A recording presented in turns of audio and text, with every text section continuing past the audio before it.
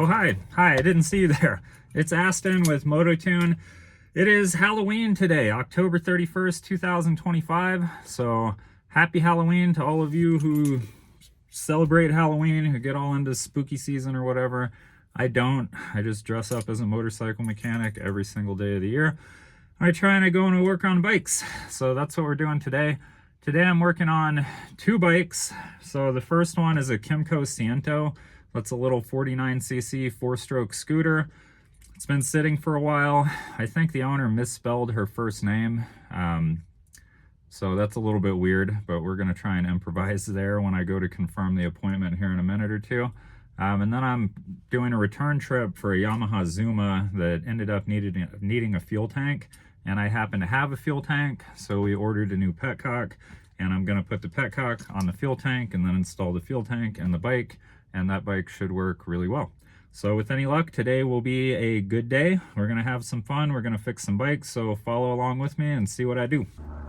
So yeah, catch up with me now working on the carburetor for the Kymco Siento. I'll have a view of the whole bike for you here in a second or two, but in the meantime, I'm spraying out all of the orifices on the carburetor using some compressed air, and then I'm going to reassemble the carburetor. So first step, put the main jet back in. Second step, put the pilot jet back in, and then you're going to see me pop the float bowl on over all of that once I get everything tight. There we go. Pilot jet's tight. Now we're going to get the main jet tight. I'm going to do that with a crescent wrench. That crescent wrench is about 100 years old, by the way. Then I'm going to pop the float bowl back on it after I blow the float bowl out using some compressed air.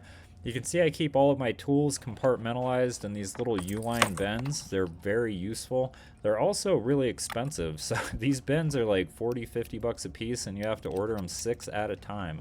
So if anybody's local to Colorado and you want like 3 bins, I have some extras. They're $40, $50 a piece, just saying. So some hot tips for getting carburetors back together. Just pay ridiculously close attention to what you're doing. Don't lose things, don't break things. Use bins like this to compartmentalize your tools and your parts and the parts that you're working on. So here you're going to see me treat the vacuum diaphragm there in my hands using some 2-stroke oil. I'm going to go get out of the van here. So I'm going to pour a tiny bit of 2-stroke oil into the cap that came off of the bottle, and then I'm going to use that to lube up the vacuum diaphragm. And some people will use white lithium grease here.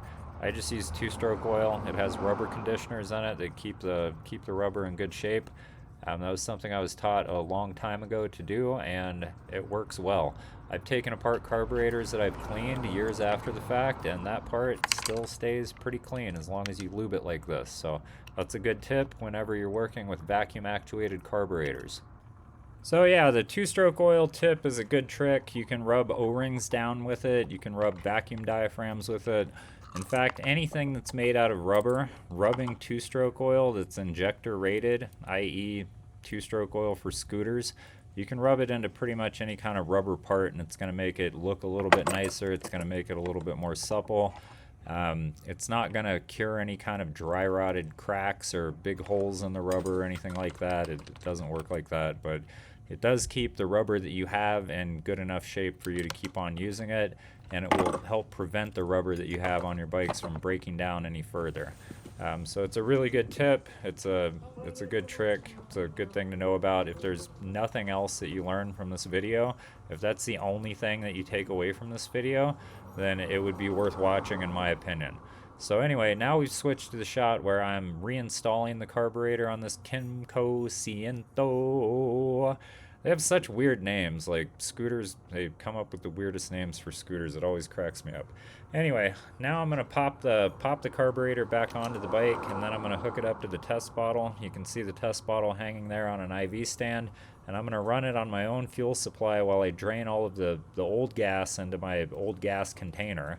The old gas gets burned off in the van. I don't pour it out on the ground. I don't do anything stupid like that. I just pour it into the van and hope it doesn't kill my fuel pump too prematurely, although I'm sure I'm going to have to replace it soon because I like to do that. But at any rate, you can see me drop one of my tools. That's pretty frequent. I can't believe it just like popped out the side there. Usually it gets caught before it hits the ground. Anyway, I'm testing the throttle because I'm hooking up the throttle right now. Once I get the throttle hooked up, then I'll make sure that the vacuum lines are hooked up, that the fuel line is hooked up, that the choke is plugged in, and then we will try to start this bad boy on my fuel supply coming out of the test bottle, hanging from the IV stand that you can see toward the front of the bike. So over the years, I've learned not to trust the fuel that's in any bike that's been sitting for any length of time. I'll ask customers how long their bike's been sitting, and they're like, yeah, since last year. And what they really mean is it's been sitting for the past 3 or 4 years. And if the fuel feels warm to the touch, or if it doesn't evaporate quickly enough, or if it starts to smell kind of skunky, it's so hard to explain like what old fuel smells and feels like, and like what it does to bikes when you try to run it. But I've run bikes on all kinds of old fuel, and it's just not worth doing. It's almost always a good idea to swap the fuel out that's in the fuel tank with fresh fuel. If the customer says the bike's been sitting since last year, assume that they mean a couple years ago. As we get older, it's really easy to think that, 4 or 5 years ago was last year, when really it was like 4 or 5 years ago. So don't trust what customers have to say about how long their bikes have been sitting. I always ask about that anyway, because it's good information to have, even if they're completely off with it. But I was kind of lucky with this bike in that the carburetor was not too gummed up, so I could clean it right here without having to use my ultrasonic cleaner. I did not have to take it home with me. When I popped the float bowl, it was nice, clean, bright, shiny metal underneath there, so I didn't have to worry too much about it. I just cleaned out the pilot jet, cleaned out the pilot orifice, cleaned out the main jet, cleaned out the carb body as best I could using compressed air and carburetor cleaner, and then reinstalled it on the bike, and we're going to see how it runs here in a second or two. I can tell you right now it's going to run pretty darn good. But in the meantime, I'm setting up my old fuel bottle here. So I'm going to set that up off of the left side of the bike. I'm going to show you what that looks like here in a second or two. And then I'm going to hook my test bottle up to the carburetor that I just cleaned using a fresh supply of fuel poured into the test bottle, and we're going to see how this thing runs. I can tell you right now it's going to run pretty darn good. This is a good running scooter. It didn't take extensive repairs. It didn't take a whole lot of trouble to get the carburetor clean. So now with a clean carburetor and a fresh fuel supply, we're gonna again see how this bike runs. I can tell you already it's gonna run pretty darn good, so stay tuned for that. Do you know how much of a pain in the ass it is to come up with things to say over like a 15-minute video about cleaning a scooter carburetor? I mean, I do this like every day. Here you're gonna see me kill the battery on the scooter. So this is a brand new battery that I had just bought from the motorcycle store, and I did not hook it up to a trickle charger overnight, so it just came off the shelf ready to go. And I'm going to end up using the scooter's charging system itself to charge this battery back up. So I'm going to warm the bike up for a good 10 or 15 minutes, and then I'm going to ride it for a good 10 or 15 minutes. And then I told the customer it would be a really good idea to hook it up to a trickle charger, at least overnight. And if it was my bike, I would have it hooked up to a trickle charger 24/7 whenever I wasn't riding it. But people tend to get sketched out about doing that for some reason. Anyway, here you can see me draining the old fuel into my old fuel bottle. That old fuel bottle is pretty gross. There's all kinds of particulate matter and rust and disgusting shit on the bottom of it that I worry about getting dissolved into the fuel, because I pour this stuff into my van.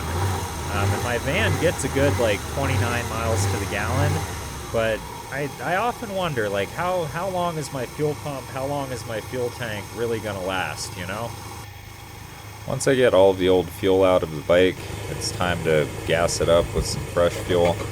But in the meantime, I have to run it on the test bottle because these scooters have vacuum-actuated petcocks, so the scooter really needs to be running, or a syringe needs to be hooked up to the vacuum line and some kind of vacuum introduced to the petcock before it will dispense fuel.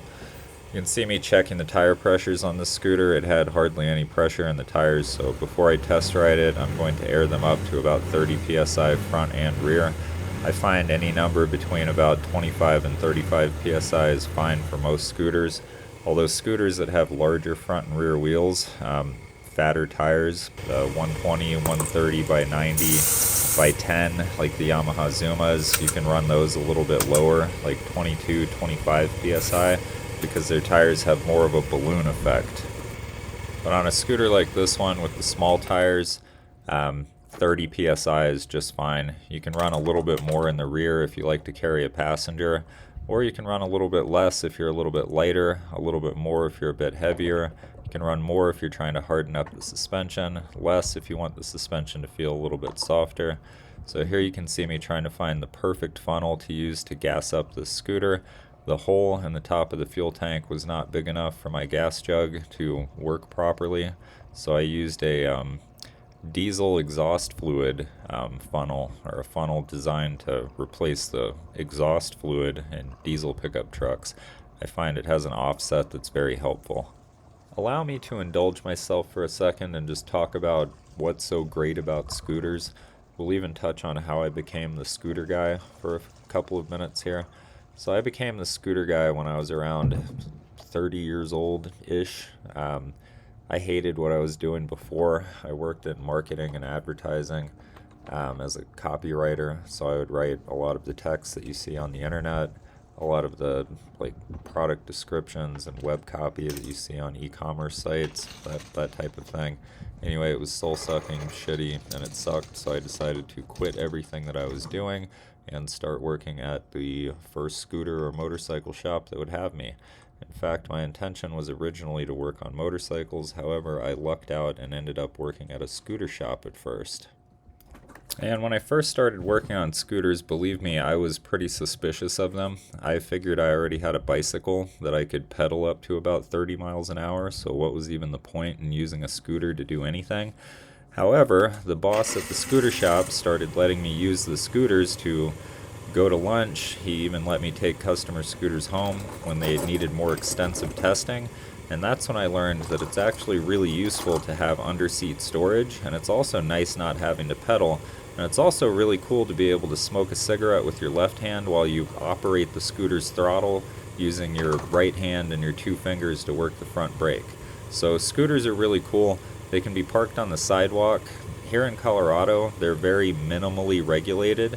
So all you need to be legal on a scooter technically is a driver's license, insurance, and a $7 blue sticker stuck to the back of your machine.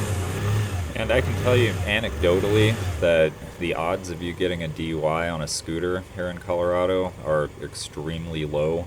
I've had interactions with the police while intoxicated and riding scooters that did not result in a DUI. In fact, most of them were very funny interactions. Even, I would say, building up some positive goodwill between the population and the police. My point being, you have to be doing something incredibly fucking stupid or incredibly dangerous on a scooter, like going 45 miles an hour down a sidewalk in the middle of the day or something, in order to really get the police's attention while you're riding a scooter. One of the disadvantages to scooters being so lightly regulated in this state is that they get stolen more or less constantly.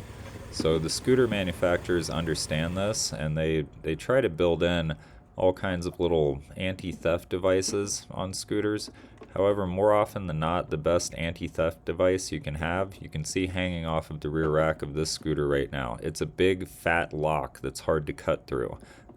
Any other safety or anti-theft device like extra keys or codes in the seat, like this bike has a little 3-code lock that will prevent it from sparking, prevent it from turning over unless it has the right code on it.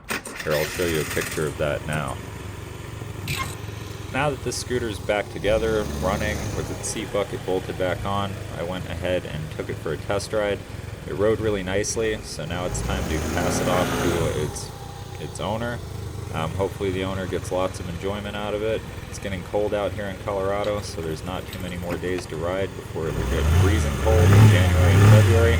So now we're on to the next one. The next one is I forget what year this thing is, but it's one of the later model ones with the emissions bullshit attached to the side of the engine.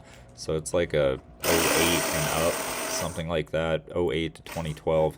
Anyway, I'm here to replace its fuel tank because its old fuel tank was completely rusted out. In fact, its next stop is going to be the trash can. We got lucky, and I happen to have a fuel tank just available in my basement for this thing. That's a really lucky thing, because if you need a new fuel tank for one of these bikes, they are completely unavailable. You cannot get them from Yamaha anymore. So your only choice is to get them used off of eBay, and when the eBay supply dries up, your choices are to make them yourself or to restore the old fuel tanks, and that's a really tall order.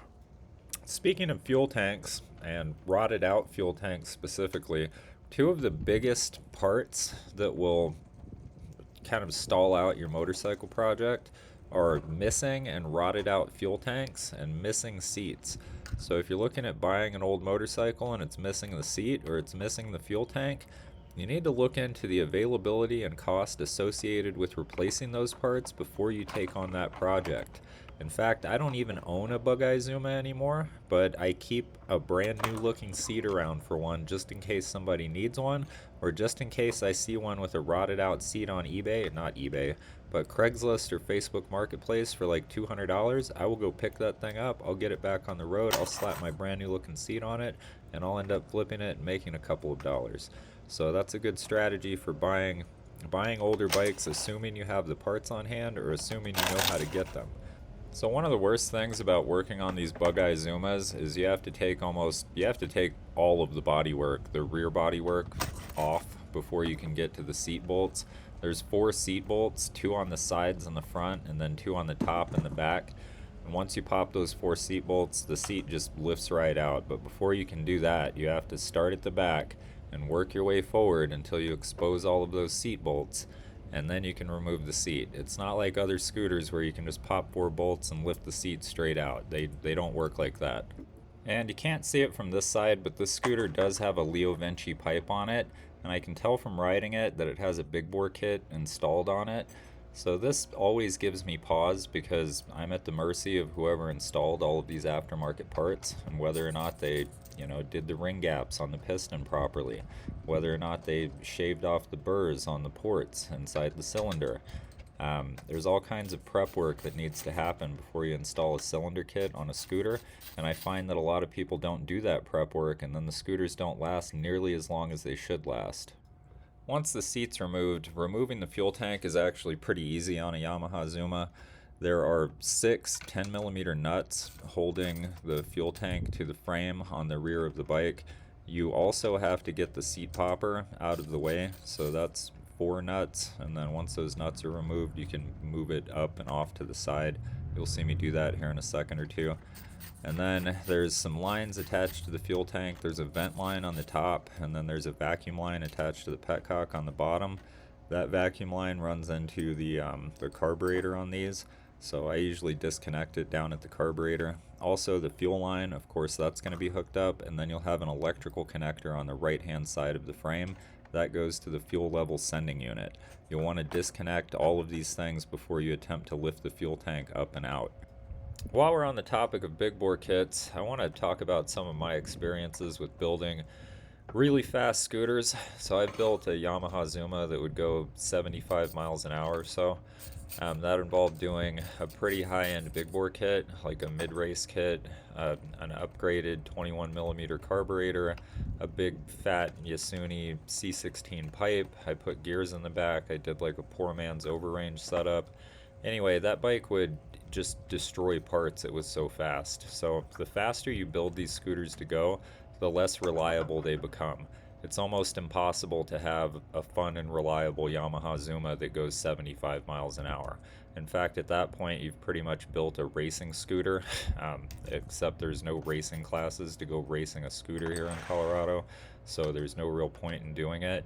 It is a lot of fun on the street for about 100 miles at a time, and then you have to pull it into the garage and you have to check a bunch of things, you have to adjust a bunch of things, and you have to figure out what parts are about to explode, and you have to replace those parts before they explode on you on the road.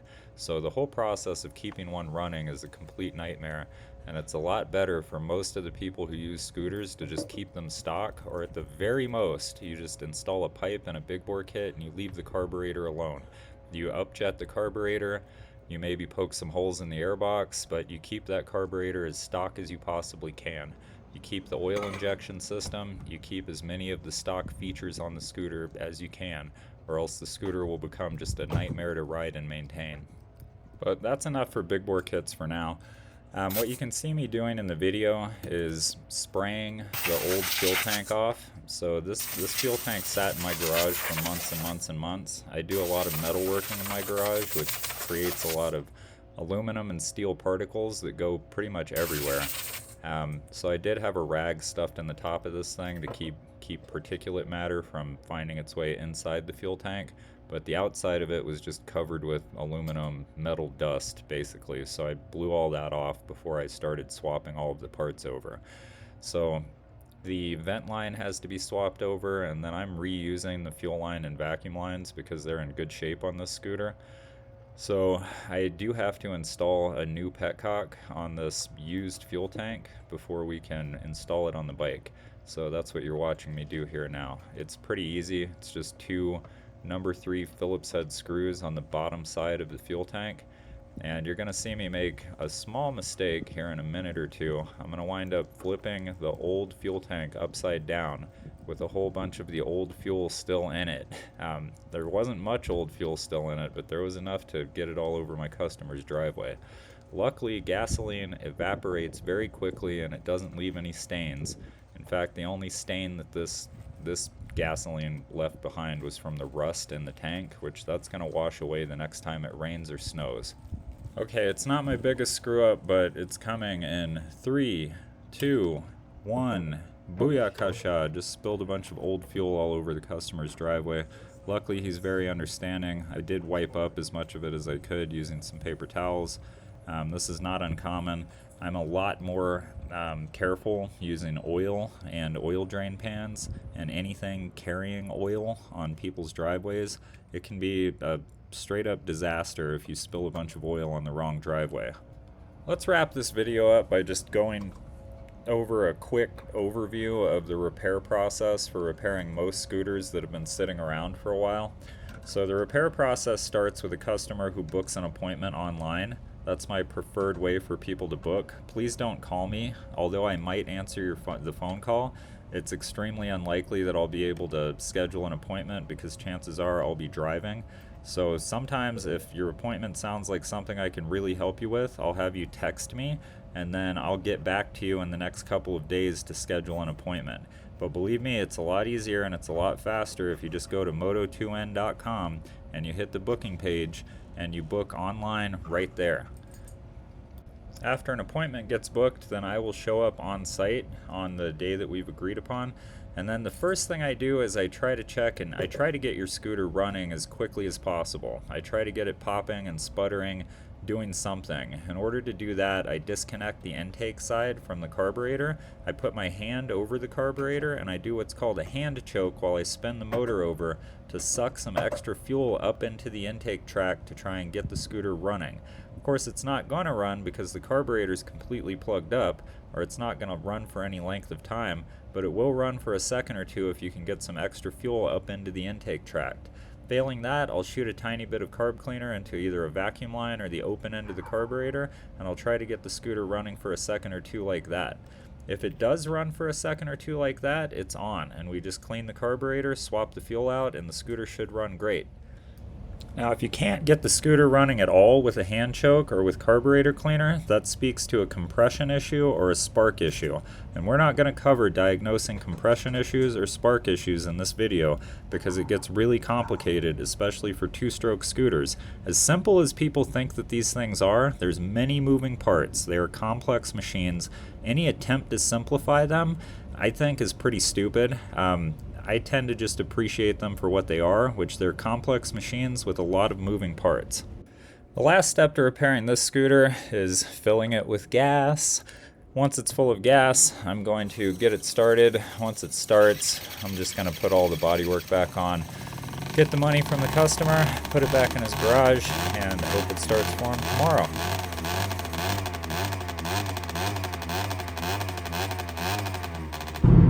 Oh hi, I didn't see you there.